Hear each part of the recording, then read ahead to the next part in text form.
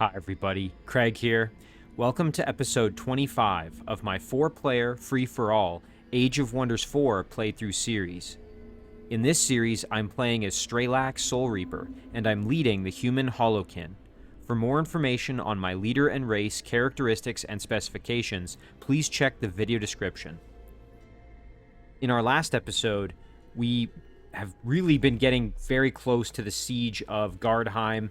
That is Iska's throne city, and you can see here we've moved our additional forces in. We've begun to summon Living Fog, which is a pretty powerful tier 4 unit that we now have access to and an ability to summon.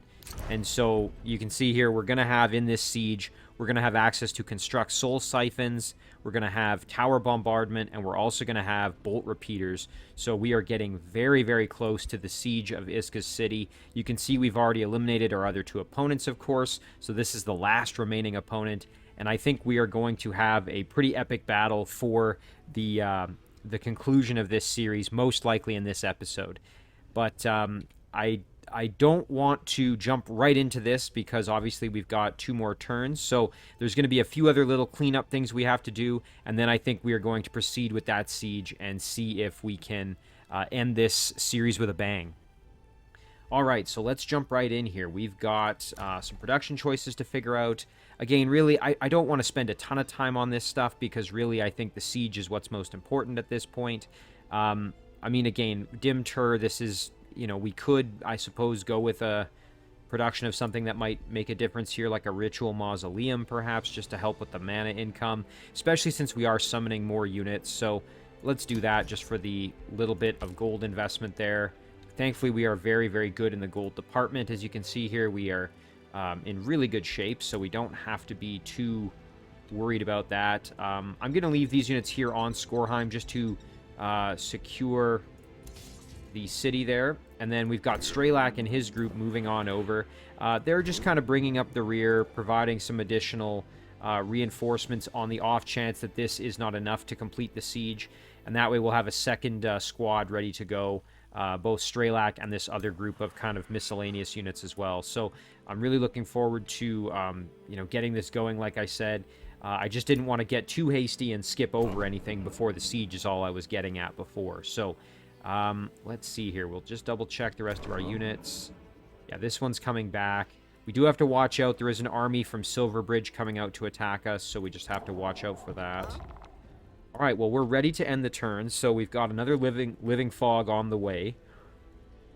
I think we're in great shape here, and we're going to have to check. Like, there might be anything we could do to maybe help with the battle. I don't think there's any other upgrades that are going to make a massive difference for us at this point.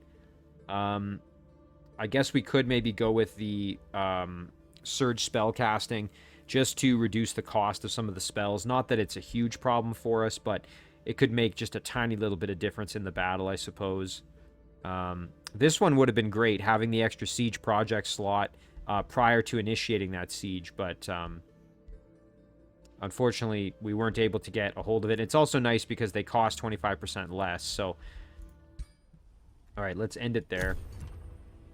Now, Iska's going to keep reinforcing, and you can see there, she's done a pretty good job. Ooh, what's this? As soon as negotiations are concluded for the day, Seer Epika Starseer of Sorcerer Solace requests advice concerning her useless youngest daughter. Okay, so we can either... let's see, so... There's my youngest, hides in damp caves, shoots... arrows from cow. Oh, I see. Okay, so basically she's not happy with kind of the prowess of her youngest child. So let's see. We could train the unit, or train the daughter here. Draft in Forndusk is blocked for 3 turns, but she's added to our recruitment pool as a hero. Take my Wand of Inversion, claim it's cursed, send her off to destroy it. Oh, nice. Sorcerer's Solace would gain... We'll lose a Wand of Inversion, but Sorcerer's Solace would gain allegiance. Yeah, let's do that. Perfect. You became the race keeper of the Orcish miners. Nice, so I've been elected their keeper. The race keeper is the ruler whose empire has the biggest presence of a race, through owned cities and vassals. You are always the keeper of the race you start with. To become the keeper of a race, you need to have 40% of the race's population in your empire. If the race already has a race keeper, you need 5 population more than them to take it from them. To become the keeper of another player's starting race, the player would have to be defeated first, and that is what happened. So I think the Orcish miners belong to Terran. The race keeper is the only ruler who can apply major race transformations and minor race transformations. Now that's pretty cool. I wonder now if that means that we could... Can we cast some of these upgrades, I wonder, on any of those units? Or maybe, since we're now the keeper, does that mean... I'm curious. Let's go over and check. So if we look at Keystone, and we were to produce a unit, would they now be undead? I don't think so. Let's take a look. They get Fetid Legion, but they won't be undead. Okay. Well, that's something I'm not 100% sure if there's a way for me to apply that Whiteborn to these units as well. It looks like Keystone can actually grab another tile here. Let's take a look. What could we build there? Pretty much all the production choices have been already done. Everything's already built. So I don't know if there's really much for us to do in this city in terms of building, other than we could do some of these specialty structures, I suppose. Golem mine.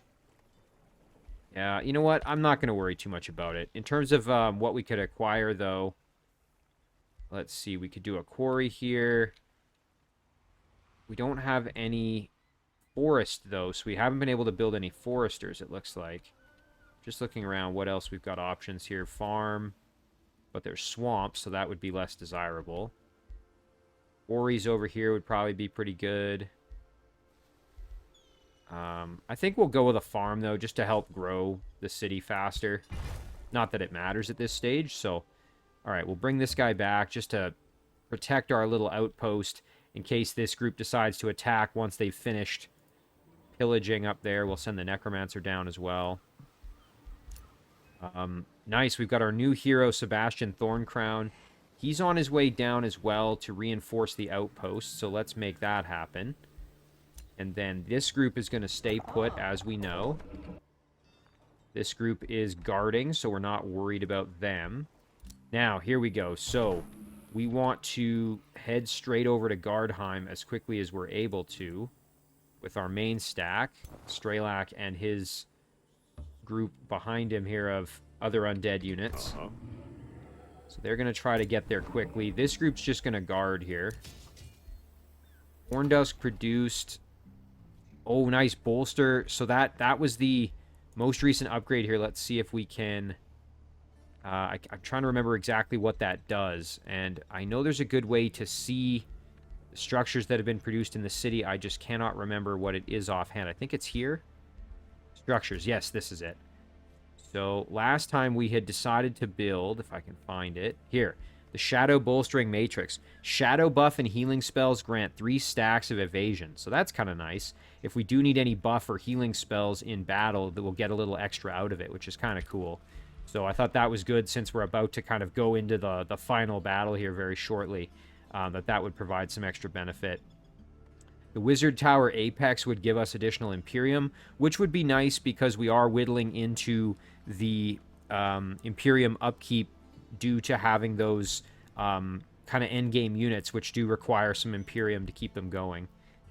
This is another option just in case our ruler gets killed, but I don't think that's going to happen at this point. Channeling Chamber. Oh, here we go. Yeah, more spell casting and an extra casting slot. That's pretty good. Let's do that just in case. Red Fjorn has got a few more options here. Masonic Hall is boosted. Let's do that. And you know what? That's going to end our turn, so I guess we are going to get to this siege pretty darn fast here. So you can see, though, this is a little scary. We've got Iska leading... Ooh, some Berserkers here. We know how tough they can be. And then we've got... Hang on, that's Iska. Who's this? Erica the Knight. Okay, so another hero. And then Iska herself has some fairies here and a couple other kind of mixed units. And then there's a fairy over on this side. Now, we can only bring 3 stacks into the battle, so, you know, waiting a turn and getting Straelak over there isn't going to make a difference. So let's just end it here and then get ready for the upcoming battle. Ooh, and look at this. We're getting attacked in the open. You know what? I think this is one of those ones I'm going to let the battle happen in auto combat and see how it goes. So we're fighting the army of Silverbridge here. Let's see what auto combat does for us. Oh, we got defeated. Let's retry it. And we'll do this one manually. I don't know if we're going to have any greater success, but we're going to try. Now, unfortunately, a lot of our spells are not going to be functional due to being in the water. So we got Defenders, Bannermen, Knights. Oh, these Knights are going to be nasty. Tier 3, and then the Hero. Alright, well, we've got a Dark Knight, we've got a Warlock, and a Night Guard. So, let's get the Warlock into a bit of a defensible spot. And then we can group up. We'll move our hero back slightly. Channel power. So unfortunately, we can't use Dark Ritual because we're in the water. What's this do? Channel magic attacks gain 50% damage until the end of the current turn. That could be useful. Cloud in a Bottle pushes back all units 1 hex and inflicts wet. And then we've got Restore. So we'll just wait with the hero. There's not a whole lot we can do with them right now. And then we'll wait. So they're just gonna have to come over to us here. I think this is gonna be a pretty tough one for us to win, admittedly. Even with the auto combat there, we didn't have a great shot at it. So let's see if we can just start maybe hitting some damage at least. Just seeing what would be best here. Probably doing this just to hit all the units there. There, that's pretty good. Alright, we'll let them come. And this battle is really of no consequence, but it's a good exercise because we are underpowered here. And we're fighting in the water, which we don't get... I haven't had as much experience with, so I thought, hey, let's at least try it. Okay, so they've moved in. Alright, now they're here. We can start working on... You know, I should have used Soul Overflow. That's something I could have done to buff my units, so that was a bit of an oopsie on my part. I guess it's not too late. I can still do that. Just throw it on them right here. There we go. And look at that. It gives extra evasion because of that upgrade I just got, which is very nice. Our hero can blast, so this is a knight here. Let's go for the knight, maybe. We've got Lightning Evocation. What does that do? Interesting. Okay, so let's just read it. Deals damage to target enemy unit and 2 others within 3 hexes. Can give Sundered Resistance and Electrified. Versus just the regular attacks, which do a pretty good amount of damage, but... You know what? Let's throw on the Channel Power. There we go. That's a free action. And then now our magic should do more damage. Yeah, and it does here, as you can see. So we've got a Defender, we've got a Knight. I think we got to get rid of this Knight, so let's blast him heavy. Okay. And then, ooh, I should have used our debuffs on him first, actually. Again, I always forget to do that. Alright, let's Sunder him. And then we can use our pikemen to just mess him up good here. Nice, we got that regen going. Now, we could get the finish with our knight, which I definitely don't mind that idea. Yeah, let's do that. There it is. Alright, now, we're going to take an absolute beating here in this follow-up turn. Alright, let's see what comes next here. Yeah, hero moving in. Yeah, we left our knight in a really bad spot, able to get flanked. Maybe not the smartest move. Yeah, not ideal. Okay, well, our Night Guard can flank the hero for some good damage, so let's do that. Pretty good. Our Warlock can blast this Defender, I suppose. Our hero is in kind of a bad shape. Not really feeling great at the moment. So let's just blast with our Warlock. Okay, and then spell-wise, we could throw on Soulfire, maybe. Yeah, it's not fantastic. I could back off one, even though that means I would take an attack of opportunity, most likely, from this unit. I think that's worth it, though. Yeah, there. Barely took any damage. We can hit him hard here. Nice. And then maybe get the kill. Ah, we'll be close. Well, let's do it this way. Just blast some more damage in there. See, the problem is I've been relying very, very heavily. Ooh, I forgot my knight can still move, though. Although, really not in great shape, so... Alright, well, let's at least do something here. Nice, and we got a little bit of regeneration out of it. I've been relying very heavily on abilities that give me combat summons, especially those zombies, right? And so, unfortunately, because I don't have access to them in the water battles, they are substantially more difficult for me. Alright, well, that's a shame. This is going to get a lot harder now, unfortunately. Well, there's a kill at least. You know, we've still got a shot at winning this. It's not over. Here, let's see. Okay, we killed their hero. Now, if between our units we could maybe get rid of one more... The knight is going to be the biggest challenge, I think. Let's step off here, one. We're going to take a lot of damage, but we could turn around. Blast them for some work. There we go. That's not terrible. We'll do the same here. And then give them some magic bolts. Nice. And then we can soul fire him right here. Yeah, let's go like this just to hit everybody. Well, now it's a 3v3. I mean, we're definitely at a disadvantage, I would say, but it's not... This isn't unwinnable. We're going to probably lose our Warlock, though. Yeah. Ooh, that sucks. Alright, so we're going to have to make a good move here. That's going to be the big thing. So let's flank this Knight for the heavy damage. Nice, that Cavalry Slayer helping us out. And then, you know what? Let's do this and hit multiple enemies at once. Nice. And then we can Soul Fire and finish that Knight off. Alright, now it's a 2v2. Let's see. We got a hero and a pikeman, and they've got a support unit and a level 2 defender, it looks like. Nice. Okay, our pikeman doing a good job. Tanking that damage fine. Now our hero's set up for a really good flank shot and most likely the kill here. Oh yeah. Alright, I think we got this in the bag.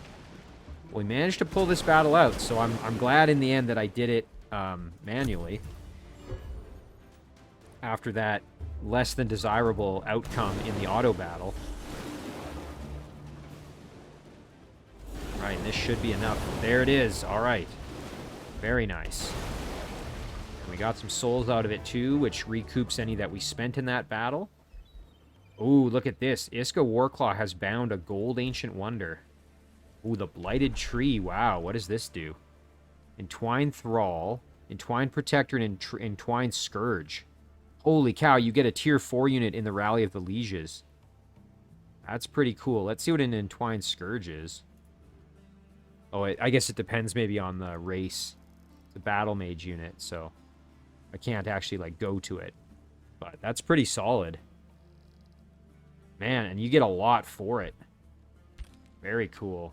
Well, good for Iska, but it may all be for naught here as I'm about to attack. So, hang on a second. We will close this. I am going to do the attack probably this turn. I just want to check all the rest of this. So, province was pillaged by your vassal. Nice, we got some extra gold. I really like how that unit just keeps pillaging and going. That's really nice. Yeah, so we're just going to keep moving over here with Straelak and party. So there they are, ready to help if this siege goes south. Devouring Void is now complete. That's a combat spell. And that's great because we can maybe use it this upcoming battle here. Conjures a Devouring Void, which means that units passing through or ending their turn on that hex will sustain 30 physical damage. Each turn, the radius increases by 1 hex, and it lasts for 2 turns. I mean, that's pretty darn solid. I'm pretty happy with that. What other upgrades could we get? Oh, Steel Skin. That would be a good one. We would just get a little bit of less lightning, or weakness to lightning is the only real problem with this. Ritual of Somnia. This is an enemy army spell. And then we've got Rotting Explosion. That works pretty good with my zombies, so let's grab this just in case. Basically, you can blow a zombie up for, like, area damage. Free City declared war on me. Copper Spire. I don't even know where that is.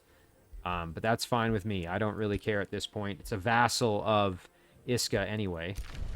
Nice. Okay, and we've managed to get safe word up to a bonded vassal. That's amazing. Very, very good. And this was a city that hated us for a very long time, but we've managed to improve our relationship with them dramatically, and they are now a very good vassal of ours, so that's excellent. We got some remnants of this hero, which we can sell. And what else? New Empire development available. Oh, that's up here. Let's see. Spells can now be cast on the first turn of combat. You know what? Let's grab that. That's cool. That's going to help us in this upcoming battle a little bit. And we'll also grab this one, Surge spell casting, because why not?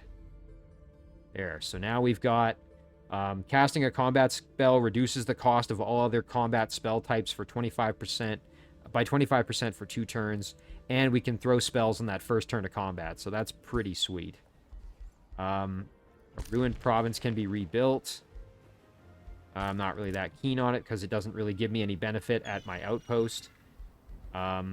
Living Fog is ready. We could summon that if needed.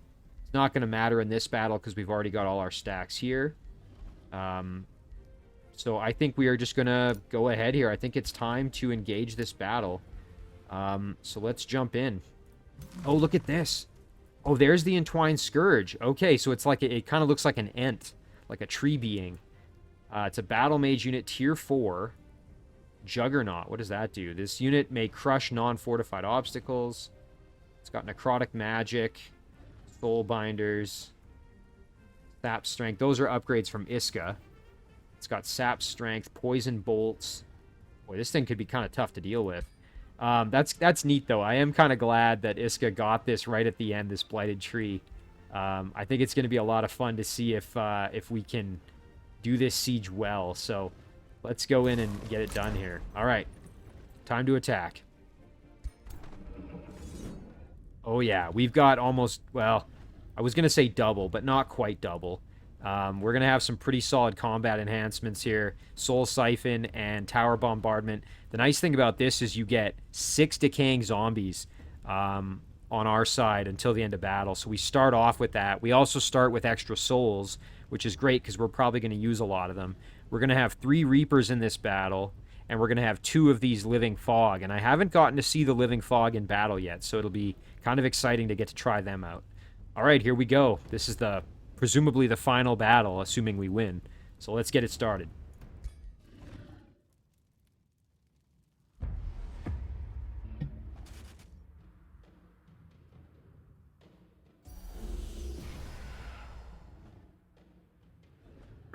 Okay. So it's not my turn to start, so we're going to let the defender do its thing. Okay. What's going on here? So our zombies are being summoned, it looks like. I think that's what's happening there. Yep, so there's zombies being summoned. We'll speed this up just a bit. That's cool, and they benefit from defensive tactics, which is neat. Right, Iska doing some buffing. Like I said, I think this is actually going to be a pretty difficult battle for us, even with the advantage. Man, these Living Fog are very cool looking. They look like sort of almost demonic with their wings and their horn kind of appearance, but they're like shadows, kind of smoke. That is such a neat unit. I'm very, very keen on that. Well, isn't this interesting? Erica the Knight has come out to attack us, so I think we could probably just attack her here really, really easily. What we can do is we can throw a debuff on. Nice. And then we can just start letting her have it here, really. I mean, why the heck not, right? Blast here. Nice. Good damage. The Living Fog can really do some punishment here. Let's make that happen. Oh, yeah. Man, it's nice to see that Living Fog in action. The zombie, why can't it do anything here? Is it... Maybe it's unable to move in that first turn. Let me see. Yeah, I guess they must not be able to move in the first turn once they've peered in. So let's see. They've got... No, combat summon, decaying. Decaying unit. Unit enters combat with a permanent decaying status effect. Defensive tactics. Okay, so the decaying zombie is a little bit different than the zombie that I summon with my combat ability, in that this one is actually, like, it withers away each turn, which is kind of a little different. This Dark Knight can cruise over and blast the hero. Nice. And then, you know what? Our Reaper can swoop in and get the finish here, which would be kind of poetic. Grim Reaper just killing the hero there. Alright, so we've got some units that are going to maybe come out and face us. We do have these Necrotic Spires. Now, I can't remember exactly how they function. They give warding. It's the all-around awareness. Bolster Undead. Target friendly undead unit is healed 15 temporary hit points and becomes strengthened. Right, so they will heal their undead units. That's the big thing there. So it'd be ideal to maybe get rid of them if we can. We do have these repeating bolts that I can shoot pretty much anywhere, which is really useful. Why don't we just start blasting here then? Let's go for it. Nice. Well, look at that. We got rid of the crystal. That's huge.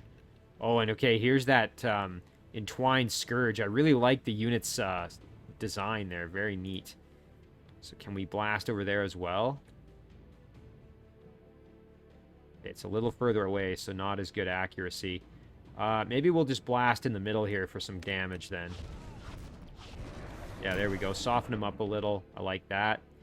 We'll strengthen our knight. We don't have to rush here. We can kind of let them do their thing. If they want to come out and face us, that's fine. I'm going to summon a spider here. Hunter Spider Matriarch. We can just send that right up the gut.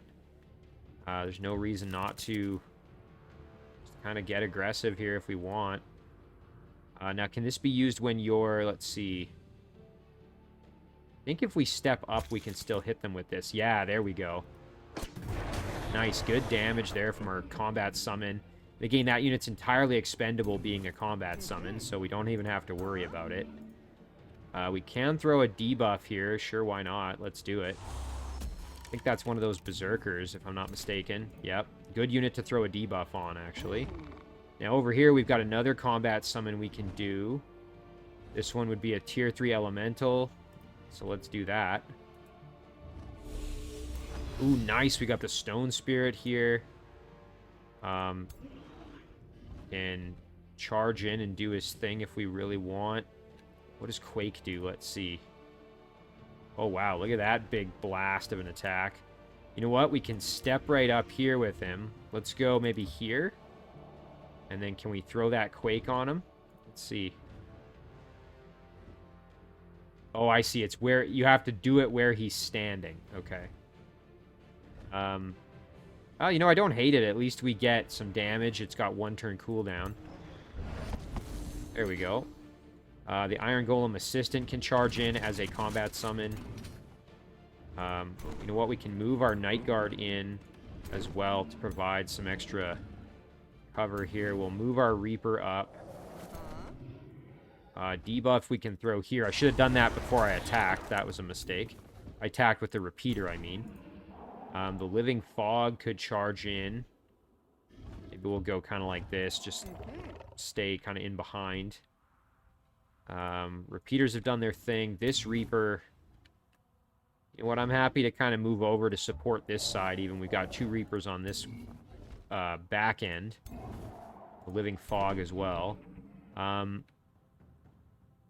Yeah, I'm pretty happy with this. So the Knight can just kind of stay put right here. The Night Guard can cruise over. Just stay put. And I think that's going to do it now, spellcasting-wise. We could throw a Devouring Void. We have Greater Reanimation, which is pretty solid. Now, can we do that? We'd have to... That one we can do, I think, on an enemy unit. But most of these are going to be undead, so I don't think you can do it on a unit that is already undead. I don't think that works.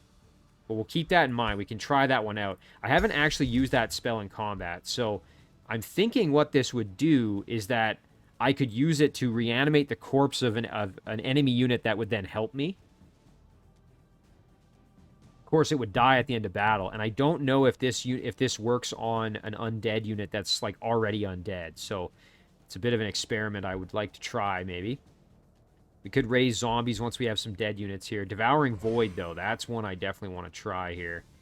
Again, units can move out of the way of it, so I have to be mindful of that. But what wouldn't be bad, I could throw it on over here even just to go after him. I think maybe even like this wouldn't be the worst plan. So let's put it right here. Yeah, and look at that. It hits all of them. And then we're going to end the turn there. This is a heck of a start to the battle. Again, it's kind of good to know that those zombies are not available at the start of combat. Okay, fairies are coming in. Oh, throwing a big buff there with regeneration. Wow, that's pretty powerful. Ooh, we got hit with some spell from that fairy as well. It'd be good to get rid of them just because they have such powerful abilities to buff and do damage. So, yeah, look at that. Another one coming from that fairy over there. And they slowed us and hit us with decaying. It's really annoying. Okay, so lots of buffs happening right now. So far, not a lot of damage coming our way. Ooh, we got hit with Entwined, so I don't think we'll be able to move that unit for a couple turns. Spider kind of getting beat up. Again, not a huge problem given that it is a combat summon after all. Our Reaper getting smacked around a little. You know, the other thing we can think about, we can be more willing to sacrifice units if needed because this battle is kind of all, like, it's all or nothing, right? Like, if we win the battle, it's over. So it doesn't matter if we lose important units here. We can be we can take big risks. We can do whatever we want. That's a good thing to remember. Ooh, the Summer Fairy has stepped out. I would like to get rid of that Summer Fairy if possible. So we'll hit there. Now that Fog is still in effect. The Devouring Void, I should say. So we'll just have to be mindful of that. Let's get that Decaying Zombie up in there. Start harassing a little bit. This one, same thing. Right, and then... again, the Cavalry can step over just to provide some assistance. But otherwise... now, can we get... Ooh, you know what? We can try a Finger of Death here. Let's try it. Okay, we failed, but we still did some pretty heavy damage to that Winter Fairy, so always worth a try, right? Let's get in there and flank them. Oh yeah, big damage. The Fog can't quite make it in there, which is too bad. And let's see, this unit is entwined, which means, yeah, they can't really move. So, yeah, they're for 2 turns, they're immobilized, and they're going to take blight damage each turn. It's kind of annoying, but makes sense. We can try and blast this guy, debuff him a little bit, soulbound him, that's pretty good. We're going to want our knights to go in after this big guy, I think. This knight did take some punishment, so probably best to be a little more conservative with him. Repeaters are reloading this round, I believe. Warlock can cruise up just to provide some extra help. Let's see, maybe we go... Yeah, let's try and get some flank damage in there. Pretty good. We'll move our knight in just to provide some extra support when needed there. Now, Umzish could do some work here. Some of it's gonna hit our own units, though, if we do this. So, maybe instead what we do with Umzish is we just cruise up like this, and then we just do some blasting here. Ooh, actually, never mind. We can skip our own units and do this. Yeah, there we go. Nice. Necromancer can advance as well and provide some additional support. Pretty good. That repeater's also reloading. Now, on this side, we can get some of our units in there, which would be amazing. Big guy can cruise right in. Let's do that. Stone Spirit's gonna get in there and start fighting. Iron Golem Assistant can go tie up the archers. Remember, that's a combat summon, so if it dies, not a problem. Ooh, we do have a Finger of Death. Let's try it. Should have tried that first, actually. Alright, well, it failed. Step up here. Just blast a little. The Night Guards. And we've also got this Living Fog. I wouldn't mind throwing that Living Fog in there. Perhaps maybe putting it in more risk than I normally would. But given the nature of this battle, like I said, we are basically just trying to win at all costs here. So we can be a little more loosey-goosey with it than we otherwise would be normally. Now, what's in range? Anything in range of our Finger of Death? Doesn't look like it, unfortunately. So this Reaper, I'm going to have to move up just to provide some support here. Okay, our Night Guard are chilling. One thing we could do here is get a Spider Egg going. Definitely don't hate that. And the Hatchling could go over to deal with the Warhound, perhaps, around the side. So let's do that. Got a Decaying Zombie in the back, needs to get involved. Another one I kind of forgot about can go that way as well.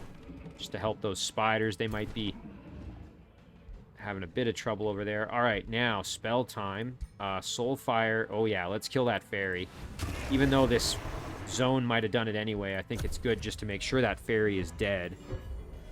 Because it has such a big influence with all that healing.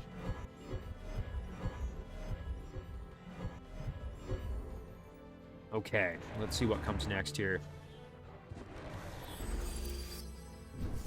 Ooh, big buff from Iska. Yeah, our Living Fog's getting smacked around a little. Nothing we can't handle, thankfully. Our Knight's getting blasted.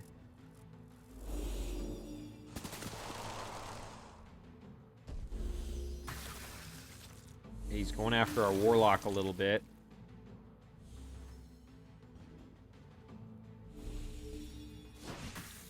Knight getting hit again, but we're fine. Okay, our little zombie just got annihilated, as did our spider.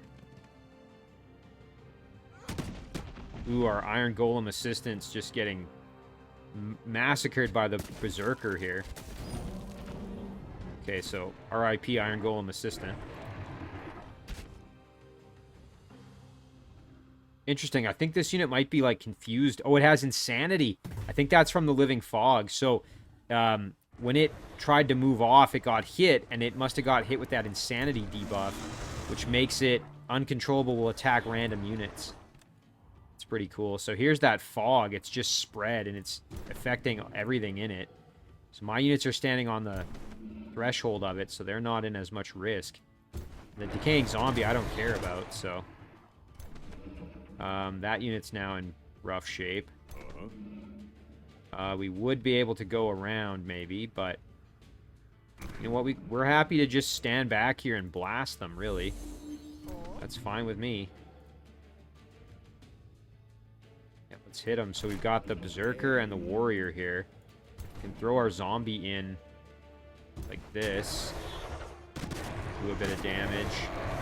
Ooh, I shouldn't have done that. Maybe that strengthened and frenzied him, but we can just stay back and blast him here. Not quite enough range on that attack, so we'll just have to stay put. We can throw a debuff, however, on the Berserker, which I think would be a good idea. There it is. Now, Finger of Death we've already used over here with this Reaper. I'm going to move this one over to support this side. And that Knight can stay put. Over here, that Warlock's done its thing. This one can throw a debuff, perhaps, on either the Berserker or the Winter Fairy. I think probably the Berserker is the better choice. Nice. Now, the Reaper could step up, start fighting in there. I'm almost thinking, though, that might not be the best use of him. Oh, ooh, here, what's this? Immobilizing phase. Unit teleports. Oh, let's do that. Jump in behind. Nice. And then we can start smacking. Let's hit those archers for some damage. Oh, I forgot. They're the ones that are insane, so I guess I actually didn't really need to do that, but that's fine. Caltrops here. We'll walk through those. Our Living Fog can annihilate these. Yeah, so everything it hits is going to just go insane, apparently, which is kind of neat. We'll get a big flank here. Huge damage. That's excellent. Get that defensive tactics going. The Reaper can actually finger a death somebody if we really wanted. Oh, it's too bad. I'd love to try that finger of death on the Berserker. I should have... Oh, what about this one? Oh, we've already used it. That's right. We've seen how powerful that finger of death can be. You know what? I'm just going to go like this and hang out in defense mode. I'll move this Reaper over so we can try finger of death next turn. And then this one can move up to assist with what's going on in the middle. This decaying zombie, I can go up this way. Our hero has an undead that can be summoned, so not the worst idea. Let's just step up here.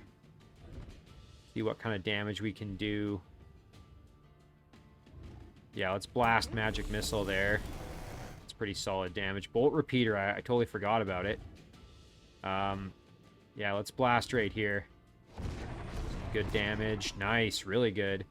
And this one over here can do this. Yeah, that's looking really good. Nice, good work. Alright, we're going to debuff this big guy. Excellent.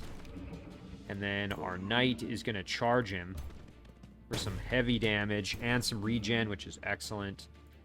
The Living Fog can cruise over here and get the finish on that fairy, which frees up our knight to charge over and attack the White Witch. Tie them up, which is very important, preventing them from doing more damage. This Dark Knight can keep moving.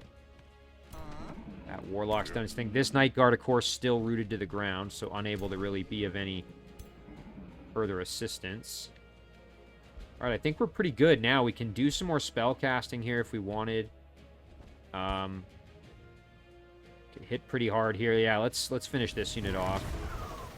There it is. And then we'll end the turn there.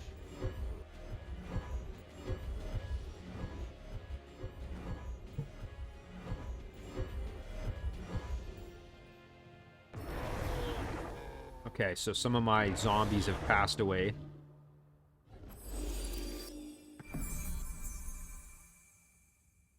Doing some buffs there. This fog is really putting work in on the units that are stuck in it. Thankfully, my units, like I said, I kept them right on the edge of it. There goes one of my zombies.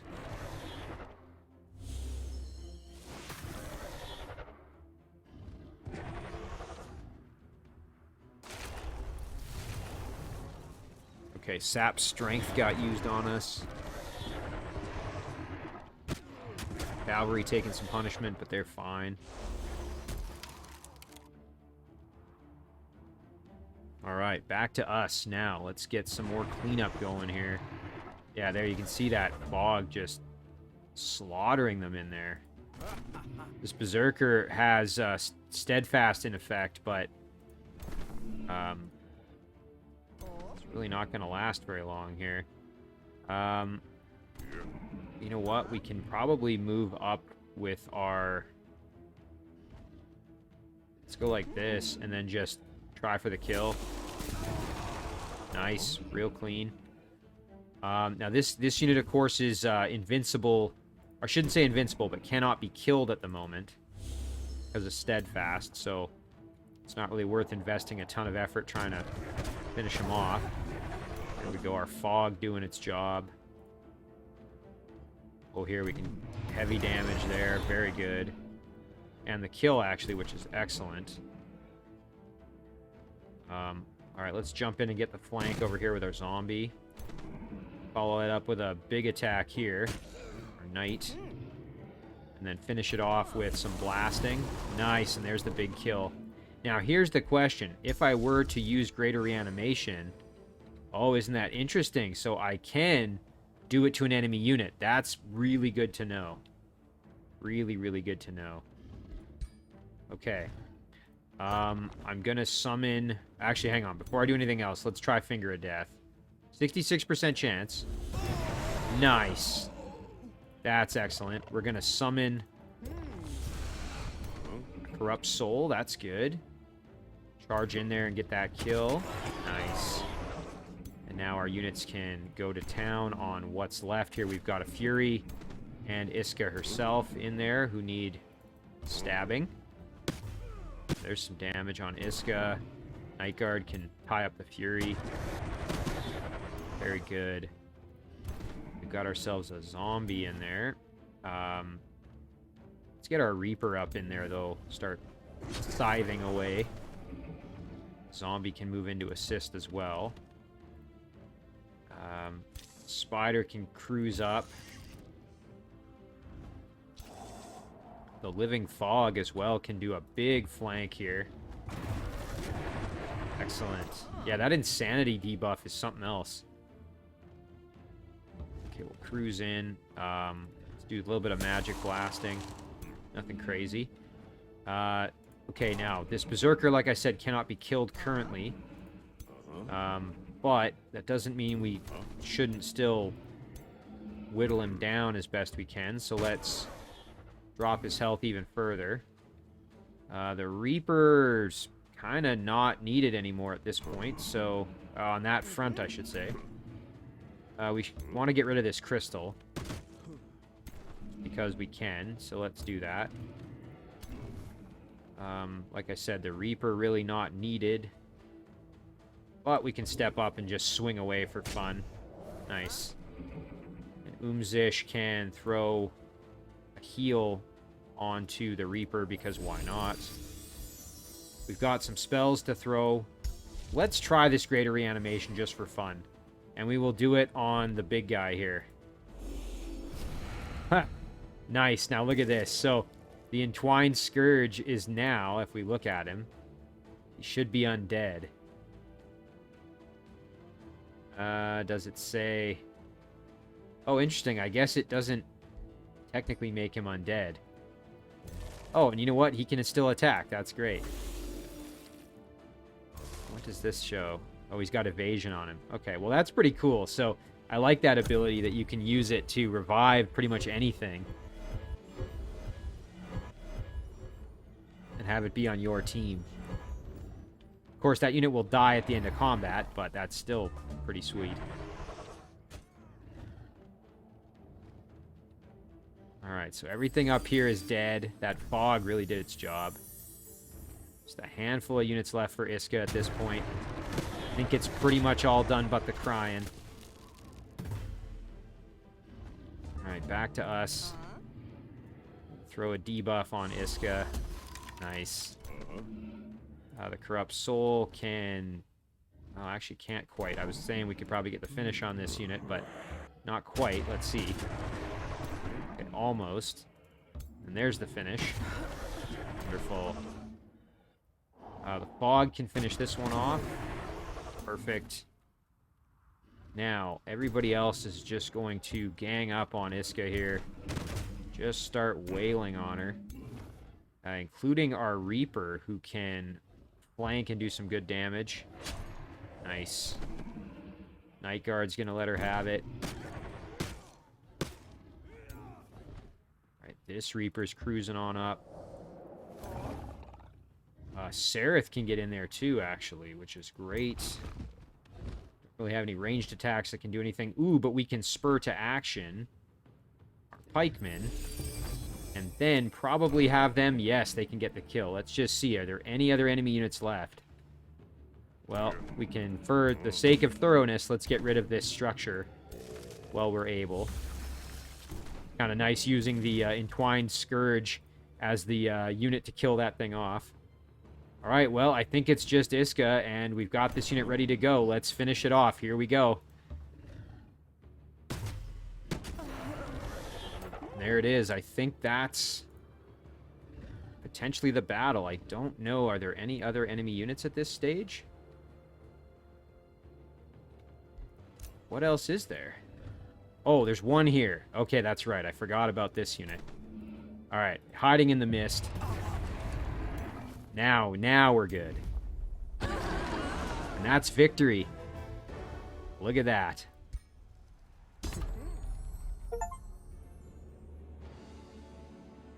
Well, looks like we were able to successfully complete our first game. So this is the conclusion of my very first Age of Wonders 4 series. And again, playing against the hardest difficulty AI on Brutal, I'm pretty darn happy with that outcome, considering I really didn't have almost any experience with the game prior to starting the playthrough, aside from just an hour or two of kind of tinkering. I really can't be too upset with how that went, honestly. I'm like I said, I'm very, very happy. I didn't expect to have things go so well. I really thought I might end up losing my first series. So overall, very happy. So we had a military victory on turn 72. A victor stands proudly upon the remains of their enemies. You subjugated this world through force, as the empires of the past did before you.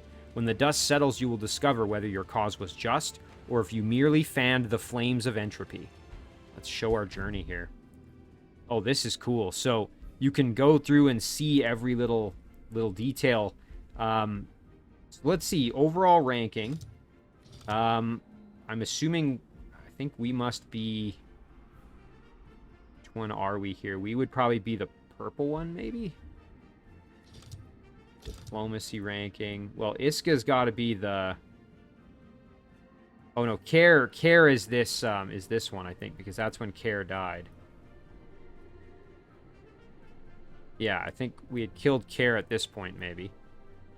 And that's when he completely dropped. Oh, we're the black line. I almost didn't see it in hiding in there. So, all right, well, let's take a look. So if we go to overall ranking, we started off and we were definitely below everybody. You can see Care took a nosedive once we eliminated him from the game, which makes sense. And then once we kind of killed off Care, we really started to climb. At around, I guess, let's see what turn that is. Turn 37 or so, we bypassed and started to climb above Terran, who's this kind of green line, I think. And then, yeah, you can see we killed Terran off in, like, around turn 60, 61. So that's overall ranking. Let's check out diplomacy. Yeah, we really didn't do a whole ton of diplomacy. I guess we did with some of the free cities. You can see Iska did a pretty good job of it. What about economy? Yeah, we weren't that far off from our opponents, really, all the way through. You can see Terran really had a good economy going.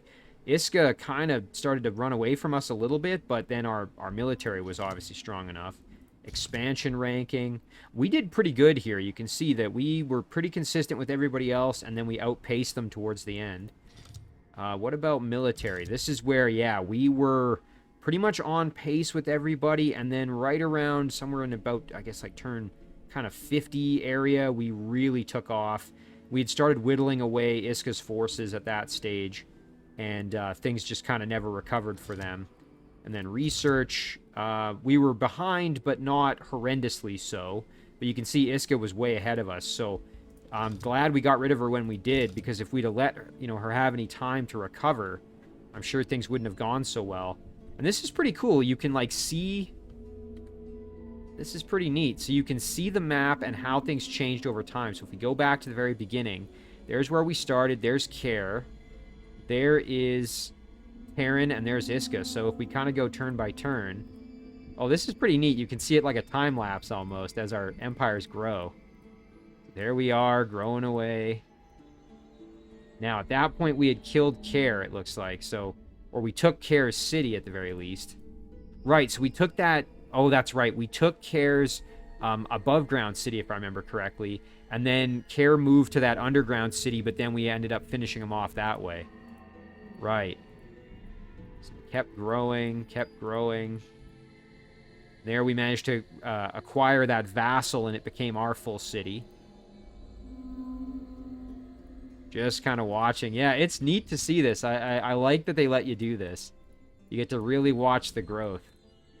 And there's where we captured the throne city of Terran and eliminated her from the game. And then we just spread like the plague all the way across the map, took over that independent city, and there it is. That's how it wrapped up. Well, I had an absolute blast playing this series, and of course, like I said, it was really my introduction to Age of Wonders 4.